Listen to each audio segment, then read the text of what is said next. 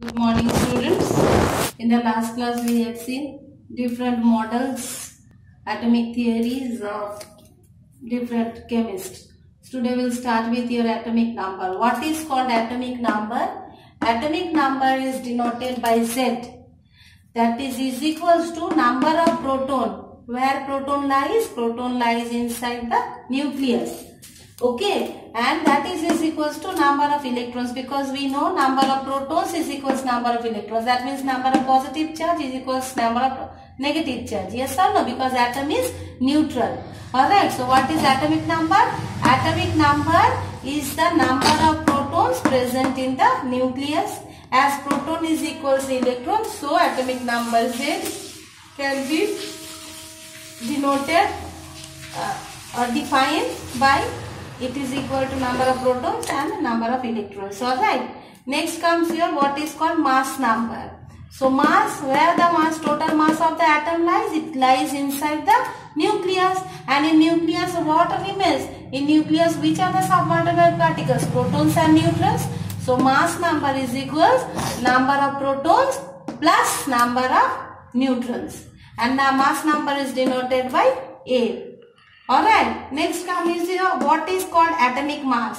So what is atomic mass? Atomic mass is the number of times an element is heavier than 1/12 part of mass of carbon atom, because carbon's atomic mass is 12. Alright, carbon's atomic mass is 12. So when the mass of other elements are compared, carbon is taken as standard. So atomic mass is equals, what is atomic mass? Is number of times an element is heavier than 1/12 parts of the mass of carbon atom. Alright. Next is here what is called isotope. Isotope means what? Isotope is atoms of same element. Like if I take hydrogen is having three isotopes. Protonium, deuterium, tritium. That means same elements but different atoms. So atoms of same element with same atomic number, because we are taking same element. So atomic number is same only. Yes or no? But a different mass number. Like is your hydrogen is having hydrogen, that is called protium, deuterium and tritium. Alright. So these are the three isotopes of hydrogen. In one, hydrogen is 1. That means its mass number is 1, atomic number 1. Because these all are the forms of hydrogen. So deuterium, it's also this atomic number is 1 only, but your atomic mass is 2. Here tritium, it's also atomic number is 1 only, because it is also a form of hydrogen, but mass is 3. So you see what is that? So atoms of same element, these all are the same element only. They all are hydrogen only, form different forms, different isotopes. That is called isotope. Okay, that is atoms of same element. They all are from hydrogen only with same atomic number. You see, atomic number is same, but different mass number. Different mass number means what? Mass is what? Mass is number of proton plus number of neutron. So everyone is having proton is 1 only, because proton number is equal to electron number. Yes or no? So all having the same proton number but different. 1 plus 1 plus here what? 1 plus 0. Okay, no neutron here. Neutron 1 plus 1 here. Proton is 1 plus 2. That means different neutron. Alright, so any element, how it is denoted? Suppose if I write an element X, so at mass number is written as the superscript, okay, and atomic number is written at the subscript. So suppose if I take sulfur, so sulfur's atomic number is 12, but mass number is 32. So what does it mean? That means sulfur's atomic number is 16. Okay, that means mass number is 32 and atomic number is 16. So if atomic number is 16, that means proton number is 16 only. To make it 32, what? 16 plus 16, 32. Alright, in this way we denote any element. Clear? So these all are your some terms given in your book. What is called atomic number, what is called mass number, what is called atomic mass, and what is called isotope. After that, you see, you open, I hope you all have kept your book open. So you will see in your book, in-text questions are there. Can you see the in-text question? So you see question number 1, write true or false. Acharya Kannada, an Indian philosopher, developed his atomic theory around 2600 years ago. True or false? That is true. Alright. Atom is not made up of any subatomic particle like proton, neutron. That is false only, because atom is made up of subatomic particles, proton, neutron. So that is false. Fundamental particles are also called subatomic particles. That is true. Cathode rays are positively charged. False, because cathode rays are negative charge. Yes or no? Then anode rays are also called cannon rays. Yes. We have seen in anode rays, when discovery of proton, we have seen no anode rays passes through the canals. So they are called canals. That is true. Alright. Next you see, fill in the blanks. Thomson's atomic model is also called. What is that called? It is also called plum pudding model or watermelon model. Already I said, you remember the figure? Next is neutron was discovered by, who discovered neutron? James Chadwick. Neutrons are dash charged. Do they have any charge? No. So neutral charged. Atomic number is defined as the what? Number of protons present in a nucleus. Then isotopes have same atomic number but different mass number. Alright. Next is given, find out the number of neutrons. So you see first question, sulfur. What is given? 3216. So how it will become 3216? It is your 16 plus 16 makes 32. So how many neutrons are there? 16. Nitrogen is given 15,7. So 7 means 7 is your proton number. So what is left? 7 plus 8 makes 15. So 8 is the neutron number. Carbon given what? Carbon given 14,6. That means 6 is your proton number. So neutron number will be 6 plus 8, 14. So 8 is your neutron number. Calcium 4120 given. So 20 is your proton number. So what is left to make it 41? 21. So 21 is the neutron number. Alright. So in this way your in-text questions are completed. Next comes to your very important thing, that is your what is called electronic configuration. Alright. So what is electronic configuration? Configuration, that means the distribution. The distribution of electrons. So where the electrons lies inside the atom? It is around the nucleus. Yes or no? So the distribution of electrons in different shells revolving around the nucleus. They revolve around the nucleus, the same nucleus. Okay, so how the electrons are distributed around the nucleus, that is called electronic. Electronic, that means electrons. Configurations means arranged. So how the electrons are arranged. So in the previous class we had seen about the Bohr's model. Yes or no? So Bohr said what? How the electrons fulfill the cells? By the formula 2n square. Yes or no? 2n. N is the number of cells. So in first cell, how many electrons are there? 2 into 1 square. That means 2. Second cell, 2 into 2 square. That means 8. Third cell, how many? 2 into 3 square. 18. Fourth cell, how many? 2 into 4 square. 32. So in this way, electrons are distributed. That is called electronic configuration. Alright. So suppose if I take carbon. Carbon is having mass number 12, atomic number 6. Alright, so atomic number is what? Atomic number means is equals proton number is equals electron number. So which one we are doing here? We are doing here dealing with the electrons, number of electrons. So number of electrons is how many? 6. So when you do the electronic configuration, don't look the superscript. Don't look at the superscript what number is given. Look at the subscript. Which number is given, because subscript is the number of electrons. Keep in mind. Alright. So when I do for carbon, you see nucleus. In the nucleus, no electron is there. Yes or no? In the nucleus, what remains? In the nucleus, proton and neutrons remains. Yes or no? In the nucleus, proton and neutron remain. And around the nucleus, different shells are there. So when I say 6 means for first cell only 2 electrons can be there. In the first cell how many? Maximum 2 electrons can be there. Alright. So 2.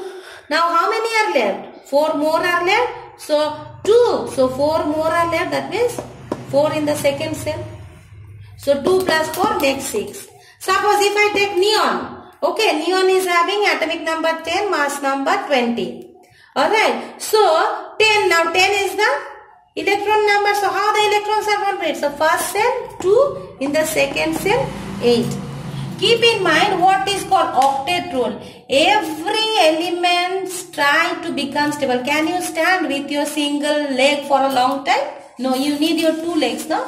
Similarly, all the elements always wants to be stable. So those elements which have 8 electrons in the outermost shell, they are called stable. So all the noble gases, they have 8 electrons in the outermost shell. Because you see neon is one noble gas, you know, no? So you see neon, how the electrons are added?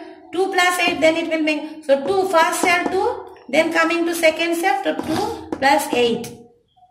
So you see outermost 8 electrons are there. So neon is stable. That is why it is called noble gas. That is why it is called inert gas.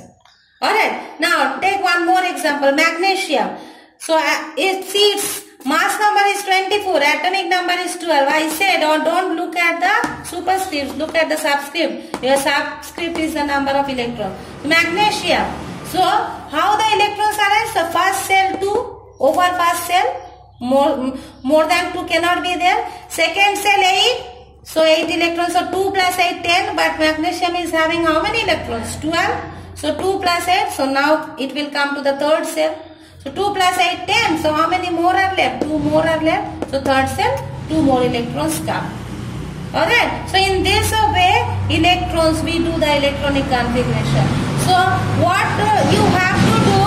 You have to make in this way the orbital structure. From what will do? Atomic number 1. That means from hydrogen to atomic number 20. That means up to calcium. You will make the electronic orbital diagram. You will draw. Okay, in this way. First cell 2. When first cell is over, second cell maximum 8. When second cell is over, then you have to make the third cell like magnesium we have done. Alright. When third cell is also over, once again 8 are over, then comes your fourth cell. Alright, in that way. So that is your homework. Next comes what is called valence cell. So the outermost cell is called the valence cell.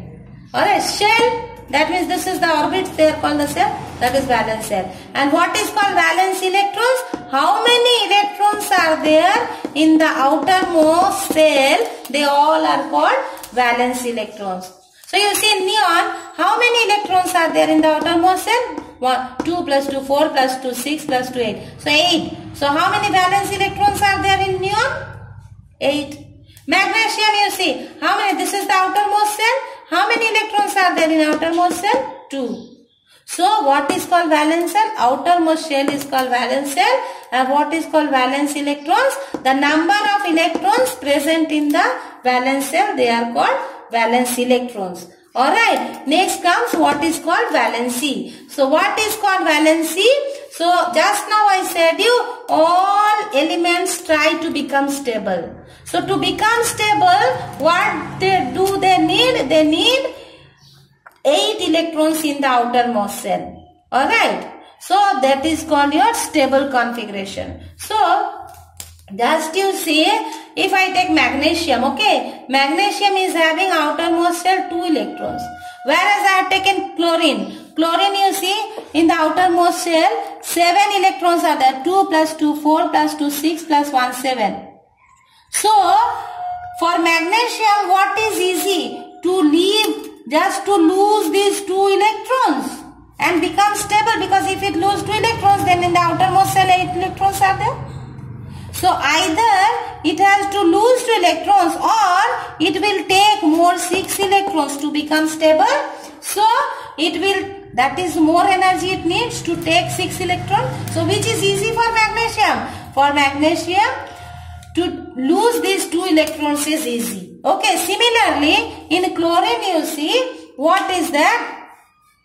If it has 7, one only electron is there in the outermost shell. So what is easy for chlorine? Just 7 electrons are there in the outermost shell. 1, 2, 2, 4 plus 2, 6 plus 1, 7. So what is easy for chlorine? To take one electron, or to take one electron, or to lose all these 7 electrons to become stable to 8. So for chlorine it is easy to lose one electron. Yes or no? So what chlorine will do? Chlorine will lose one electron. Chlorine will take one electron. So from where it will take? So suppose magnesium. So if someone is there to lose electron, then only it can take. So suppose if the magnesium is there, so magnesium will lose one electron. Who will take that? Chlorine will take that electron. So it will become stable. So another chlorine atom is also there. So what it will do? It will also take, magnesium is having another electron. So what it will do? This magnesium will lose one electron. So magnesium is losing. Who will take? This chlorine will take. Yes or no? And then chlorine will become stable. So that is why the formula is magnesium chloride is what? MgCl2. Understood? This is how we make the formulas. Clear, no? So this is called electronic configuration. So your homework is to draw. Like this you will draw orbital diagram from atomic number 1 to 20. That means from hydrogen to calcium. Alright. So next class we will do the radioactivity. Clear, no? So one more thing. So those who loses electron, they are having positive valency. They are having called positive valency. Alright. And those who gains the electron, they are having the negative valency. Alright. Keep in mind that metals are having positive valency. Alright. Metals are having positive valency. You see, magnesium is one metal, no? And it is losing. So metals are having positive valency, whereas non-metals are having negative valency. Because you see, chlorine is one non-metal, no? It is gaining.